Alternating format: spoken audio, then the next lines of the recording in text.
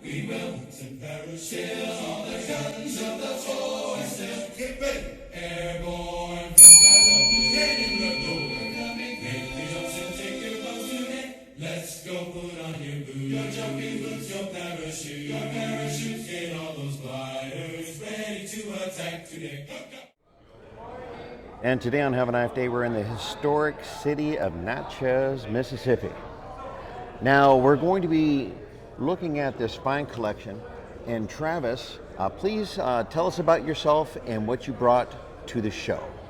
Sure, my name's Travis, and I also have my own YouTube channel called the Antique Bowie Knife Channel, where I display a lot of antique knives.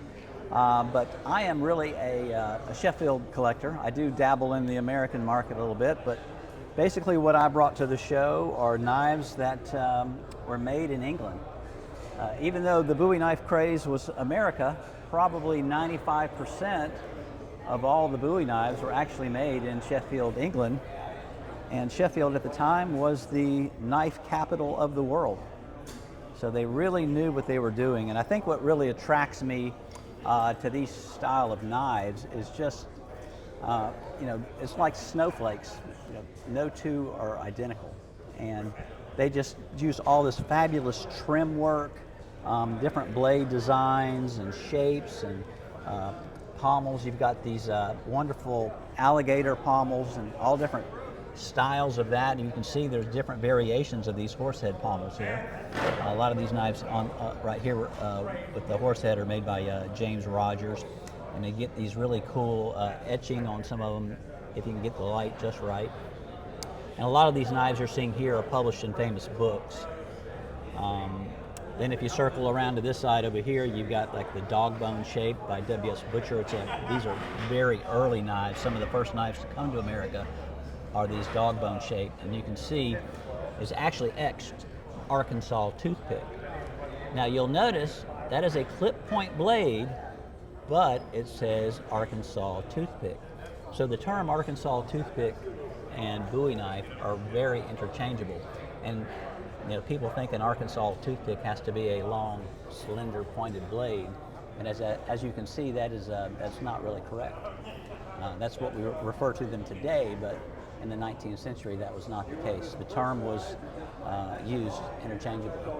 And then, of course, they also put these really cool gold etching on some of the blades. It's hard to believe that knife has survived 180 years in that sort of condition. Now that's an American knife you see there. That is a New Orleans push dagger. That probably had been maybe on the Mississippi River on a boat. And we're literally probably a good solid block away from Old Miss itself. That's it. Right now. And there's a good chance that was on a steamboat or something going down there. So one of the interesting things that I've watched your channel also. Yes. And the one that I see up here is the IXL mark. Right. And IXL literally means IXL. And Wolstenholme was probably the most prolific, the largest manufacturer of Bowie knives that were sent to America. He pretty much concentrated on that and became a very, very wealthy man. Now what makes that knife that you were looking at there very unique is that you'll notice it has ciphers on it. It's a hunting scene, and then below that, California Bowie knife, which is extremely rare to have ciphers and a gold etch. But Sheffield, they paid attention to what was happening in America, and they knew their audience. Yeah, they knew their audience. They knew their customer base, and they would put these slogans on the knives to market to the times. So at this, when that knife was made, California was hot. People were leaving, going to the gold rush. You need a knife? Look pretty cool. Then when you come over to this case, these are some other different ones. Again, this is another IXL with the same ciphered scene on it, but it's on the blade where that one was on the spine of the blade. This was a published knife made by Hawksley. Hawksley was actually a flask manufacturer for powder. And they made a few really, really good Bowies. And that one is published. And this knife here was made in New York by Chevalier. They're normally stamped California knife, again marketed to people in New York that were going to jump on the wagons and head out to California, but only the knife part of the stamp got. So the guy may have had a little too much to drink that he was stamping, I don't know. But normally it says Chevalier California Knife, but that one only got the knife. Now, And, these caught my eye because these are half horse and half crocodile. That's it. Now, what is the historical link to the United States with the half horse, half crocodile?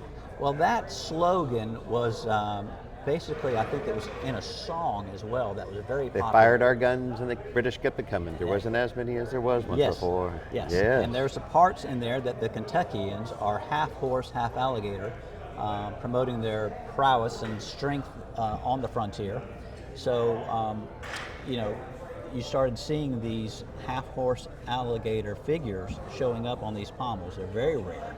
Now, before these, you actually have these. And this is a full alligator. Now, the full alligator is even before the half horse, half alligator. Now, if you'll notice, they don't really look like, Yeah. if you think about it, people in Sheffield, England, they've never really seen an alligator. No, they didn't. Right. This knife here was made in California. This is what we call a California Bowie knife. Made in the San Francisco. With the abalone and everything? That's abalone well, shell. Well, California became a hot market for the Bowie knives because it was flush with money. It was. And Unlike today. They're sort of the exotics of Bowie knives. These, are more dress knives. They made a statement. They were fancy. And of course these were too, but they're never very big. You'll never see a California knife like this large. They were all small, usually metal sheaths. And they're just a whole different facet of collecting.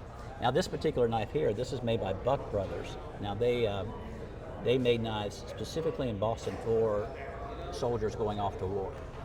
Now this one here is extremely rare and it's almost in mint condition. It's an Unwin & Rogers, and that is a fully carved alligator handle on that. And what is the medium? That is ivory. That is ivory. That's wow. ivory, yes.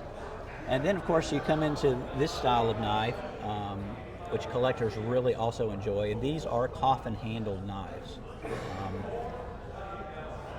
There's a lot of debate whether the coffin handle meant death or whether or not it was just a comfortable shape to hold. I think it was a happy medium between the two myself. I have to agree. Because I think that the swell of the coffin handle works really well. It does. It's very absolutely. comfortable. Right, and if you look, you'll even, at the period, you'll even see spoons and things that were coffin handled. And if you end up on the wrong side of the knife, you might end up on.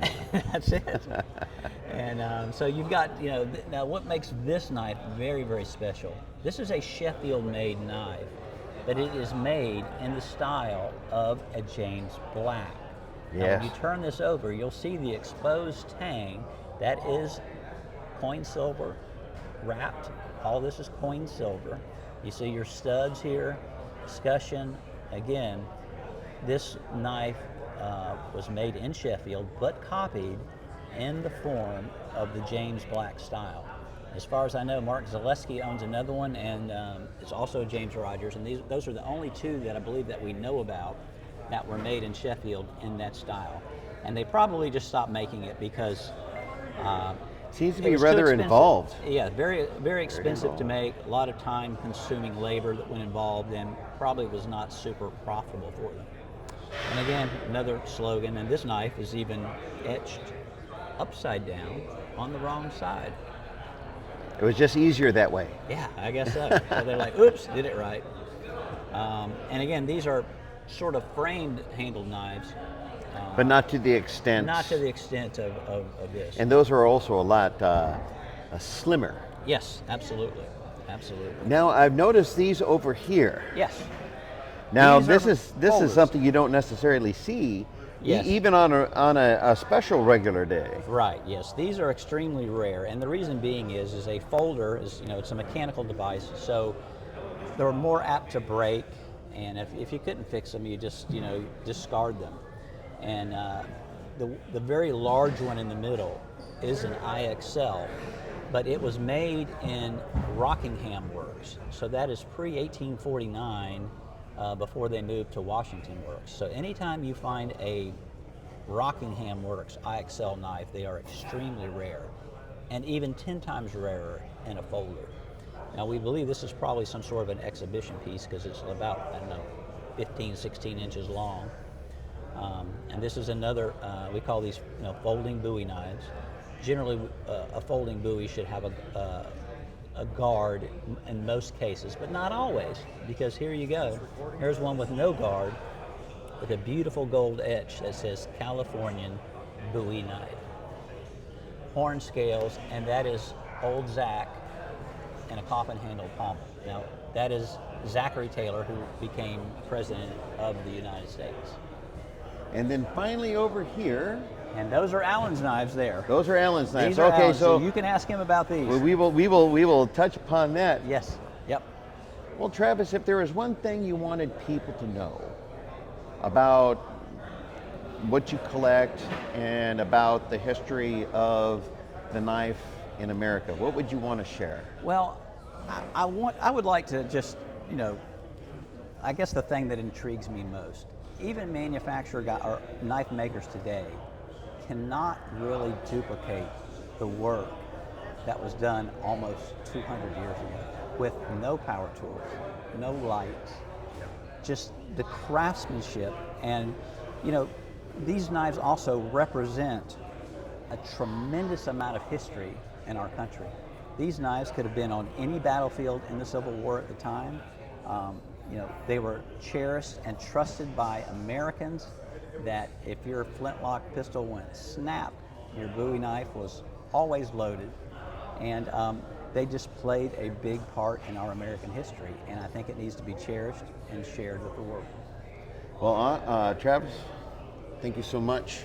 We greatly appreciate your passion and your desire to share this with future generations. And as always, have a knife day. Have a nice day. We will perish all the guns of the forces. Get ready, airborne.